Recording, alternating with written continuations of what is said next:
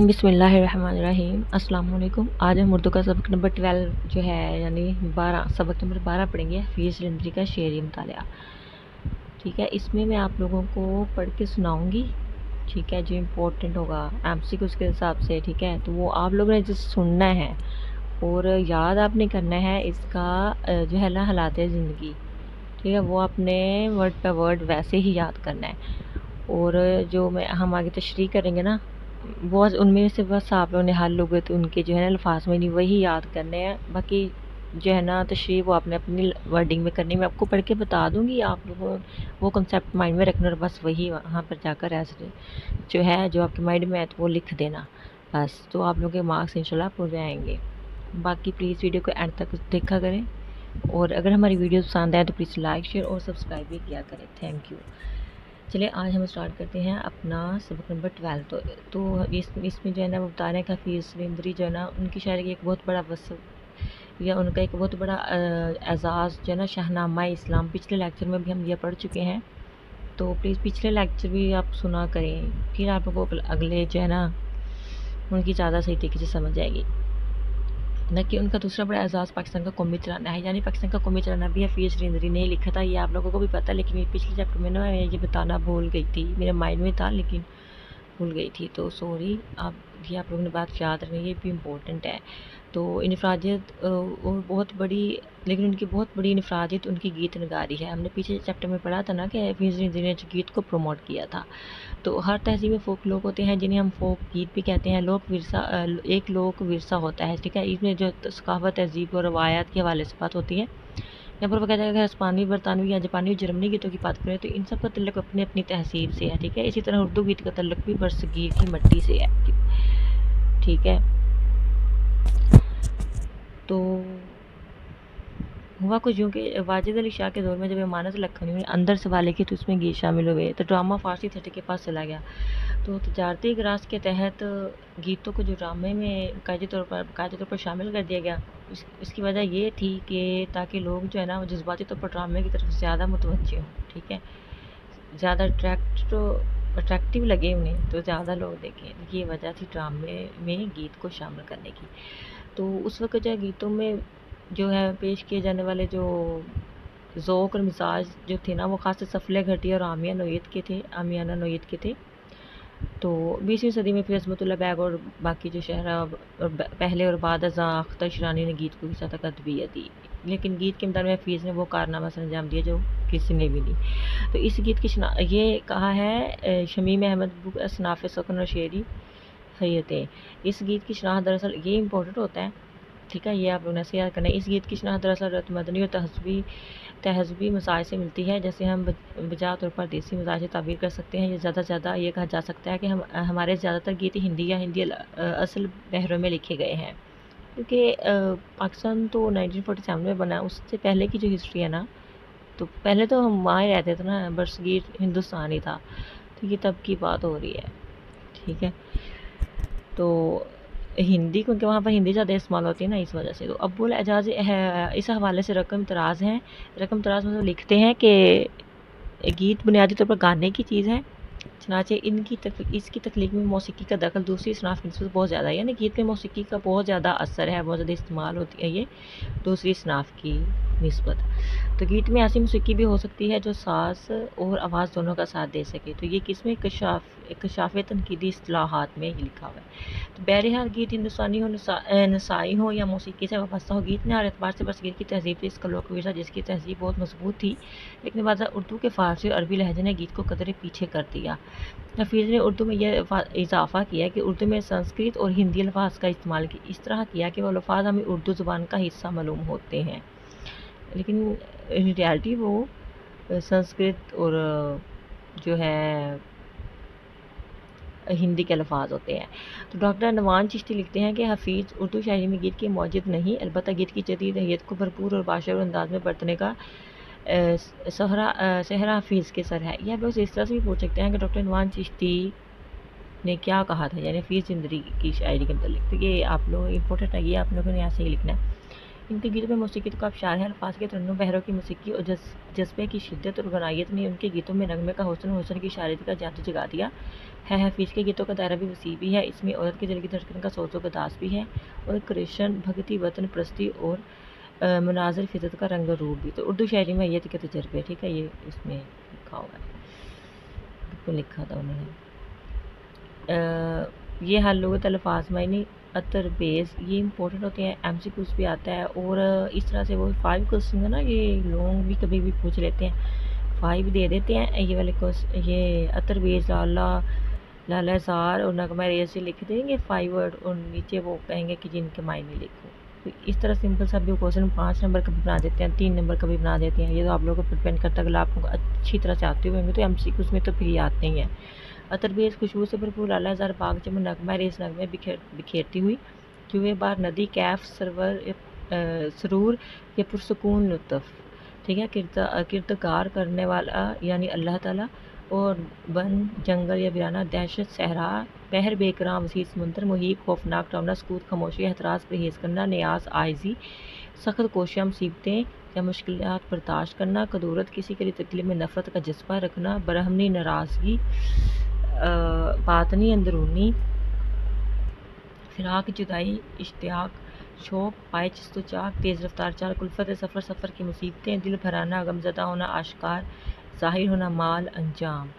تو اس میں ہم چاند کی سیر ایک نظم پڑھیں گے، ٹھیک ہے، یہ اس کی میں آپ لوگوں کو تشریح بتاؤں گی، آپ لوگوں نے بس غور سے سننی ہے، ٹھیک ہے۔ عطر بیز لالا زار نغمہ ریز جو بار حشر خیز آبشار کیف موج بے قرار چاندنی میں کوثار تھا بہار در بہار میں یہ شان کردار دیکھتا چلا گیا۔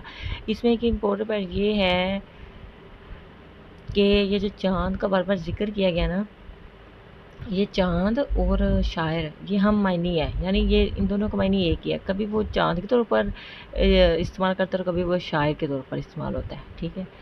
تو چاند شام ڈھلنے کے بعد طلوع ہوتا ہے اور صبح کے طلوع ہونے سے پہلے غروب ہو جاتا ہے، ٹھیک ہے، یہ مطلب فطرت کی وہ ہمیں بتا رہا ہے، یہ تو ہمیں سب کو پتہ ہے، وہ رات کے وقت ایک طرف سے سفر شروع کرتا ہے تو ناظر فطرت اس کی نظروں کے سامنے ہوتا ہے، وہ معطر یا باغات سے بھی گزرتا ہے، نغمے بکھیرتی ہوئی ندیوں سے بھی گزرتا ہے، یعنی یہ فطرت کے جو ہے نا نظارے اور حشر برپا کرتی ہوئی آبشاروں کو بھی دیکھتا ہے، ٹھیک ہے، اور اس طرح سے پھر اس کی نظر ان مناظر پر بھی پڑتی ہے کہ جہاں ہاتھ بہار اپنے جلوے جمائے نظر آتی ہے اور چاند اب طلعہ کی کارستانیوں کو اس کے اعجاز کو معجزات کو دیکھتا ہوا گزرتا چلا جاتا ہے اور وقت کے بہاؤ کا یہ سلسلہ جاری رہتا ہے، ٹھیک ہے۔ وہ اس چاند کا سفر اور مناظر فطرت کا دیکھنا، دیکھیں یہ فطرت کے مناظر ہے نا کہ سورج طلوع ہوتا ہے اور پھر غروب ہوتا ہے، یہ ساری باتیں یہ فطرت کے مناظر ہے نا، تو یہاں چاند اور شاہجیتوں کو ہم معنی ہے، ٹھیک ہے۔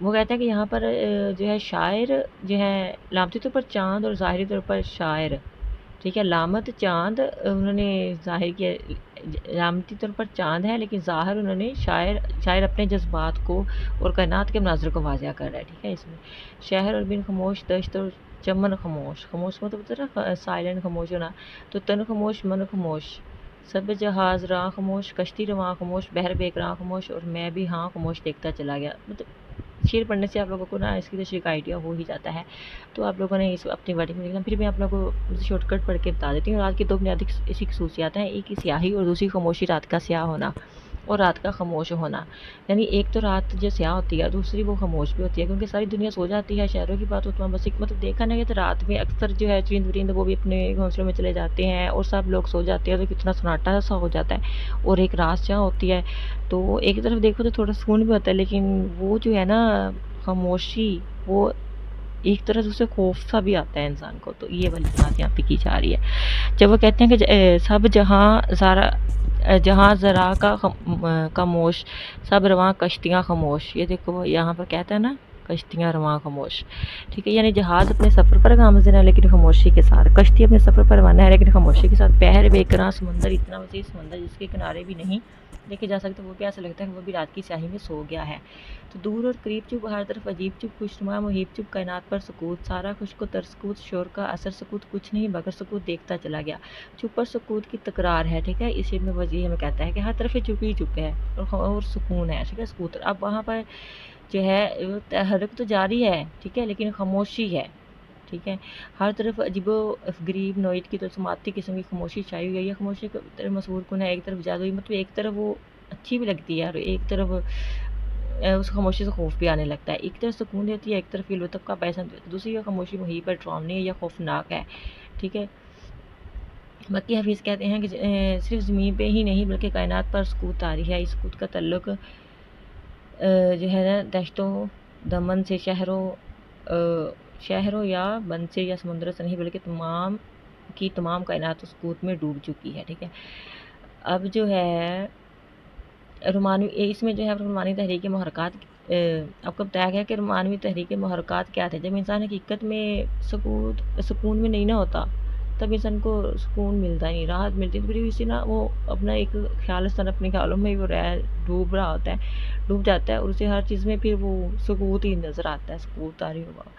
یہ بات کی جا رہی ہے. جو اس وقت برصغیر پر طاری تھا، برصغیر پر کیونکہ مغلیہ سلطنت زوال کا شکار ہو گئی تھی، اور جو مسلمان تھے مغلیہ سلطنت زوال کا شکار ہو گئے، ہندوستان پر جو ہے انگریزوں نے برصغیر پر جو ہے قبضہ کر لیا تھا. تو اس وجہ سے جو لوگ تھے نا وہ تھوڑے سے نا ہو گئے تھے. اب وہ لوگ جو جدوجہد کرنا چاہتے تھے وہ قنوطیت، لیکن ان میں اتنی ہمت نہیں تھی کہ ان پر قنوطیت کا غلبہ تھا. قنوطیت مطلب مایوس ہو گئے تھے وہ. ٹھیک ہے. تو حسن شان ناز میں غرق احتراز میں عاشق نیاز میں، اس کی خود فروشیاں اور سخت کوشیاں، اس طرف خاموشیاں، صبر، گرم جوشیاں، اور دیکھتا چلا گیا. حفیظ کہتے ہیں کہ وہ اس سفر میں ان خوبروں کو بھی دیکھتا ہے، ان محبوبوں بھی جو اپنے حسن پر احساس فخر کرتے ہیں لیکن اپنے آپ کو محفوظ رکھنا چاہتے ہیں، اپنے عاشق سے دور رہتے ہیں. دوسری طرف عاشق نیاز مندی میں ہے، عشق اپنے محبوب کا وصل چاہتا ہے، وصل ہوتا ہے میل ملاپ، لیکن محبوب اپنے حسن کے احساس فخر میں خود کو عشق سے دور رکھتا ہے. ایک طرف خود فروشی ہے، بے خودی ہے، دوسری طرف خاموشی ہے، ایک طرف صبر ہے، دوسری طرف گرم جوشی ہے. رنجشیں، قدرتیں، برہمی کی صورتیں، ساری آشنائیاں، ظاہری صفائیاں، باطنی برائیاں، صلح اور لڑائیاں، دیکھتا چلے گیا. باطنی احساسات و جذبات کی بات کی ہے یہاں پر انہوں نے. زندگی محض ظواہر پر مبنی نہیں، مطلب جو ظاہر طور پر زندگی ہوتی ہے نا وہ نہیں ہوتی. ٹھیک ہے. اب چاند بات کرتا ہے رنجشوں اور قدرتوں کی، برہمی کی، ناراضگی کی، لڑائیاں کی.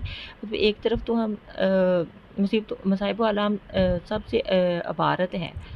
ٹھیک ہے. مطلب ایک طرف ہم لوگوں سے ناراض ہوتے ہیں تو پھر ہمارے دلوں میں کینہ جو ہے وہ آ جاتا ہے، ہمارے دل کینوں سے بھر جاتے ہیں. کبھی ہم لوگوں سے ملنا چھوڑ دیتے ہیں تو ترک وفا پر اتر آتے ہیں. کبھی ہم ظاہری طور پر اپنے آپ کو پاک باز کرتے ہیں، کبھی ہم لڑتے ہیں تو کبھی ہم صلح پر مادہ ہیں. کوئی انسان کی زندگی میں یہ تمام روزی و زوال، یہ تمام ضرورتیں جاری ساری رہتی ہیں. تو دوست کی فراق میں، جوش اشتیاق میں، پائے چست و چاک میں، گردشوں کو باندھ کر محو کلفتی سفر، ایک جوانے بے جگر، دل بھر آیا میں مگر دیکھتا چلا گیا. تو جفیس کہتے ہیں کہ ایک جوان سفر کی مصیبتوں کو جھیلتا ہوا اپنے سفر کی طرف جاری ساری ہے. وہ ہجر کی الفتوں سے گزر رہا ہے، اس پر ہجر کی مصیبتوں کے پہاڑ ٹوٹے ہوئے ہیں، لیکن اب بھی اسے محبوب کے وصل کا شوق ہے، جنون ہے. اس کی تیز رفتار اسے ہر لحظہ منظر کی طرف لے کر جا رہی ہے، اور وہ اپنے پاؤں میں اتنی ہی گردشوں کو، کتنے ہی وسائل کو زنجیر کی طرح باندھ کر اپنے سفر کی طرف رواں ہے. ٹھیک ہے. آپ کسی غم گزار کو ہمیشہ غم میں اور کسی خوشی مناتے ہوئے شخص کو ہمیشہ مسکراتے ہوئے نہیں دیکھ سکتے. مطلب یہ قدرت کا نظام ہے. ٹھیک ہے. کبھی انسان خوش ہوتا ہے تو کبھی غم انسان کی زندگی کا حصہ ہوتے ہیں. بادشاہ کا مزاج جیسے عبرت آشکار، بے کسی بھی سوگوار، اور گدا کی قبر پر جمع سینکڑوں بشر، میں یہ فکر کا اثر، اور مال و زر، دیکھتا چلا گیا. زندگی کا ایک مکمل فلسفہ اس میں نا انہوں نے بیان کیا. وہ کہتا ہے کہ ایک چاند جو ہے نا وہ بادشاہ کے مزار کو دیکھتا ہے جسے عبرت حاصل ہوتی ہے. وہ کیسے کہ مطلب ایک وہ بادشاہ جو کبھی جس کے حکم سے لوگوں کی گردنیں کٹ جاتی تھی اور جس کے حکم سے لوگوں کی زندگیاں بدل جاتی تھیں، ان کی جو ہے نا ان کی موت کے بعد انہیں پوچھنے والا بھی نہیں ہوتا، اور ایون کی جو ہے ان کی فاتحہ خوانی کرنے والا بھی نہیں ہوتا. ٹھیک ہے. اور دوسری طرف ایک فقیر، ایک گدا، ایک درویش جس کی قبر پر سینکڑوں لوگ جمع ہوتے ہیں. شاعر کہتا ہے کہ چاند کے پہلے وضع کیا گیا ہے کہ چاند اور شاعر ایک ہی ذات کے طور پر سامنے آئی. ہم نے اوپر پڑھا بھی کہ ہم معنی ہوتے ہیں. ایک طرف وہ پرشکوہ قسم کی عمارت جیسے دیکھ کر انسان کو رشک آئے، مطلب کہ بادشاہ کا جو ہوتا ہے نا مزاج، مطلب جہاں پر بادشاہ کو دفن کیا جاتا ہے نا، وہ اس جگہ کی بات کر رہے ہیں کہ وہ اسے دیکھ کر رشک آتا ہے کہ اتنی خوبصورت بنائی جاتی ہے، کیونکہ وہ امیر ہوتے ہیں نا اس وجہ سے، لیکن وہ اندر سے خالی ہوتا ہے وہ مقبرہ. اور جو ہوتے ہیں نا دوسری طرف ایک عام سی قبر ہوتی ہے. ٹھیک ہے. جس میں کوئی شکوہ نہیں، ظاہری اعتبار سے اس میں کوئی حسن نہیں، ظاہری طور پر خوبصورت نہیں ہوتی، جس سے کہ مٹی کا ڈھیر ہی ہوتا ہے. تو لیکن اس پر جو بہت زیادہ لوگ، سینکڑوں لوگ موجود ہوتے ہیں اس کی فاتحہ خوانی کے لیے. اور دوسری طرف مال و زر کی بات ہے، اس کا نتیجہ مطلب مال و زر کا نتیجہ یہ ہوتا ہے کہ انسان کے پاس دولت ہونے کے باوجود بھی انتہائی خاموشی اور تنہائی دیکھی، اور دوسری طرف غربت و افلاس کے باوجود بھی لوگوں کا ہجوم دیکھا. ٹھیک ہے، یہ شاعر کہتے ہیں. سچی بات اور حقیقت میں بھی یہی ہے کہ جو لوگ جو ہوتے ہیں نا امیر ہوتے ہیں نا، وہ تو بس اپنی امیری میں ہی مر جاتے ہیں اور انہیں کچھ نہیں ملتا. سچی بات یہ ہے کہ اس سے ہم زندگی کا راز پا لیتے ہیں. زندگی چاہو ہشم دولت و سرور سے عبارت نہیں.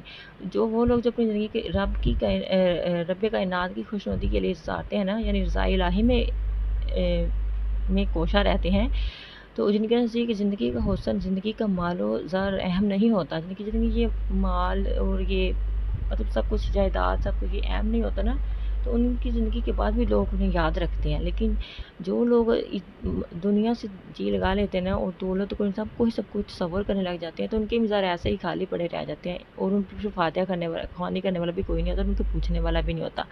یہ بات کی جا رہی ہے. حقیقت ہے کہ ہر زیر روح نے متقضا کے چکھنا ہے، اور عظمت عجز و انکساری مطلب زندگی کا مزہ عجز و انکساری میں ہے، کہ جو ہے نا زندگی گزر جائے انکسار کے ساتھ، اس کا وہی زندگی ہے. ٹھیک ہے، تو یہاں پر کہتا ہے کہ جو وہ ایک درویش اپنی ساری زندگی اپنی حقیقت کو جان لینے کے بعد بھی غربت و افلاس میں تو گزار دیتا ہے، لیکن اپنی خودی کا سودا نہیں کرتا. وہ شخص اپنی ساری زندگی مشکلات میں تو گزار دیتا ہے، لیکن اپنی ذات سے کسی کو تکلیف نہیں دیتا. وہ شخص ہی دراصل عظمت کی عہدے پر فائز ہوتا ہے. اور باقی جو اور اس کی زندگی کے بعد اسے یاد کرنے والے تو بہت سے ہوتے ہیں، لیکن بادشاہ کی روزات پڑھنے والا کوئی نہیں ہوتا. تو اس میں ترنم قسم کی نظم یا فیس چار مختلف قسم کی صورتیں لاتے ہیں. یہ امپورٹنٹ ہے. کیا ایک مناظر فطرت ہم نے جو اوپر پڑھا تھا، قدرت کے مناظر جو ہے نا، فطرت کی صورت طلوع ہوتا ہے پھر غروب ہوتا ہے، اور یہ ساری باتیں.